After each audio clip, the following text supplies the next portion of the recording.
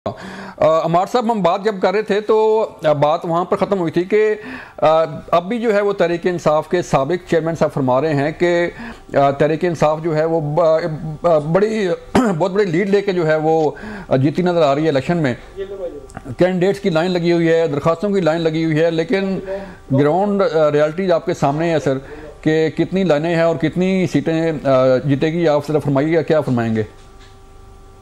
भाई मुझे नहीं समझ आती इनके बयानात किस हद तक सच हैं, इसलिए कि मैं जो सिचुएशन पंजाब में खास तौर पे देख रहा हूँ, PTI is almost non existent as far as candidates are concerned. जी जी, मैं वोटर की सतह पे बात नहीं कर रहा, कैंडिडेट की सतह पे बात कर रहा हूँ।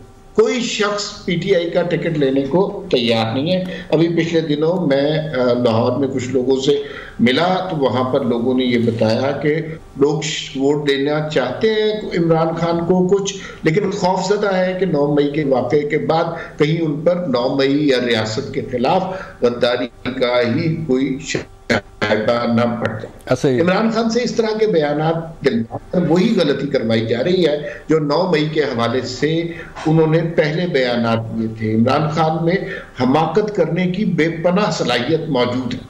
वो एक बात करते हैं और फिर करते जाते हैं, उन्हें बिल्कुल अंदाजा नहीं होता कि इसके मुज़मरात क्या होंगे, इसके समरात क्या होंगे। आपको याद होगा 9 मई से पहले जो वो बयानात देते थे वो किस कदर खौफनाक थे, और फिर बाद में उन्होंने कई दफा ये कहा कि मैंने तो बयान नहीं दिया इस तरह का। अब जो कुछ वो कह रहे हैं, थोड़े अरसे के बाद उन्होंने इस बात पर भी माफी मांगनी है और इस बात पर भी लोगों को कहना है कि वो मैंने नहीं कहा था। इमरान खान की बात को इसी तरह जज करना चाहिए कि ये बात आज जो कह रहे हैं वो इम्पोर्टेंट नहीं है, जो कल इस बात के बारे में इनका रवैया होगा वो बहुत इंपॉर्टेंट होगा।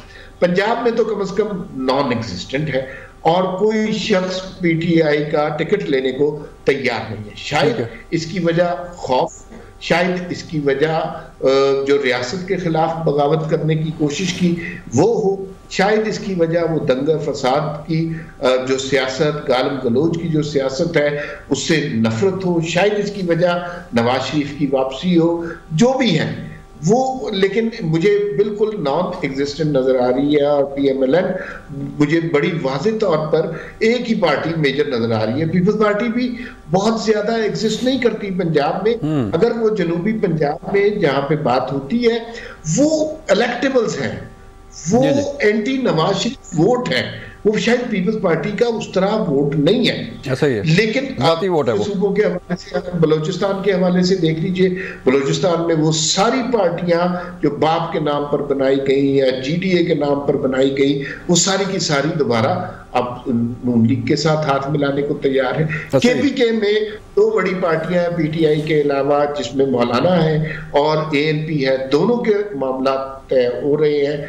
फिर उसके बाद क्या सिचुएशन होगी? सिंध में 2 बड़ी पार्टियां हैं, पीपल्स पार्टी और एमक्यूएम। वहां पर तहरीक इंसाफ का किस जमाने में वोट था, लेकिन अब नहीं है। जो मुस्लिम लीग नून का एमक्यूएम के साथ इत्तेहाद हुआ, कराची के शहरी इलाकों में पीटीआई का वोट था, लेकिन इस इत्तेहाद की वजह से अब वो वोट भी नजर आ रहा है। तो मुझे नहीं समझ आ रही कि लोगों को कहाँ नजर आ रहा है, कहाँ है वो कतारें। हाँ, इस बात को तस्लीम करना चाहिए कि जो केपीके है उसके अंदर पीटीआई का वोट बड़ी शिद्दत के साथ मौजूद है, लेकिन उसका तोड़ मौलाना का वोट, पीएमएलएन की सियासत और है वहां पे, और काफी सारी, लेकिन ये हतमी तौर पर नहीं कहा जा सकता। बाकी 3 सूबों की सिचुएशन तो बड़ी एविडेंट है। चले, मैं पीजे मीर साहब से सर बात करना चाह रहा हूँ। पीजे मीर साहब, आप फरमाइएगा, हम बात कर रहे थे कि साइफर साजिश केस में जनरल बाजवा को कभी कहा जाता है कि उनको तलब किया जाए, और आज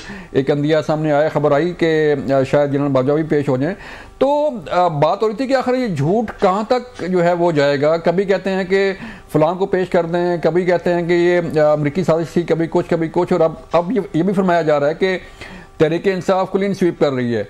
कहाँ कर रही है, आप फरमाइएगा। देखें, थ्योरेटिकली सबका राइट है कि हम जीतेंगे, हम क्लीन स्वीप ले लेंगे, हम ये कर देंगे, वो कर देंगे। वेरी गुड, ये पीपल्स पार्टी भी कह रही है, पीएमएलएन भी कह रही है, सब कह रहे हैं, पीटीआई भी कह रही है, फाइन।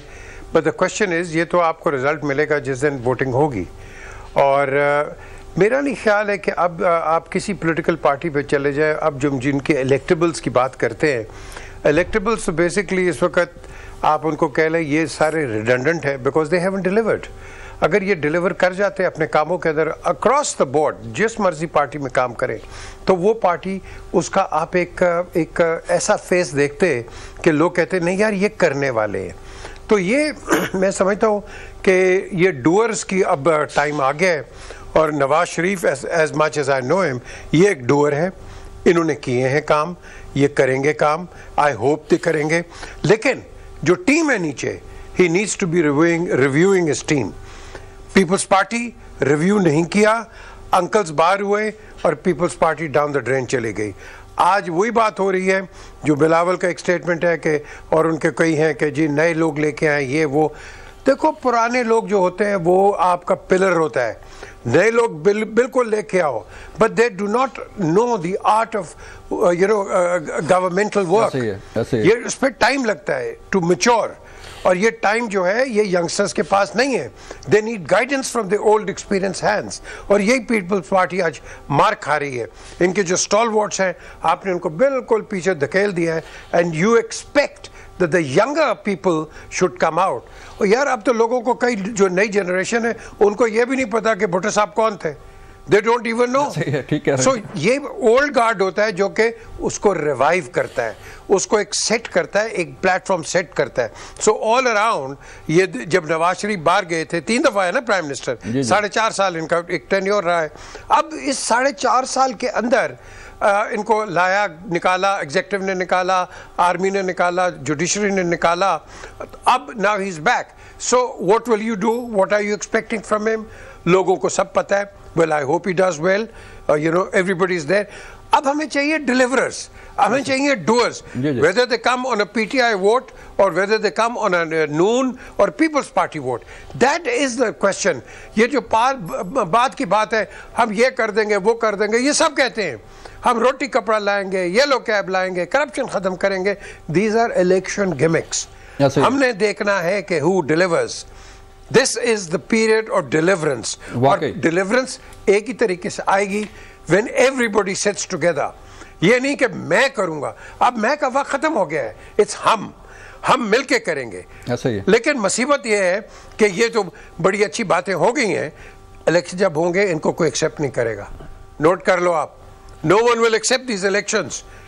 ये आज बैठेंगे, मेमोरेंडम ऑफ अंडरस्टैंडिंग करेंगे, regardless of who wins we will accept the elections, not be critical, not criticise, फिर आपके पास कोई होप है। क्योंकि जो हुकूमत आएगी वो अंडर द, वो कहते हैं ना, गिलोटिन होगी। नहीं जी इन्होंने कुछ नहीं किया, अभी 6 महीने, या आप शुरू में इसके पीछे पड़ गए थे केयर टेकर्स के, ये तो फिर भी बेहतर काम कर रहे हैं, इनका तो काम फिर भी कंसिडरेबली बेटर है।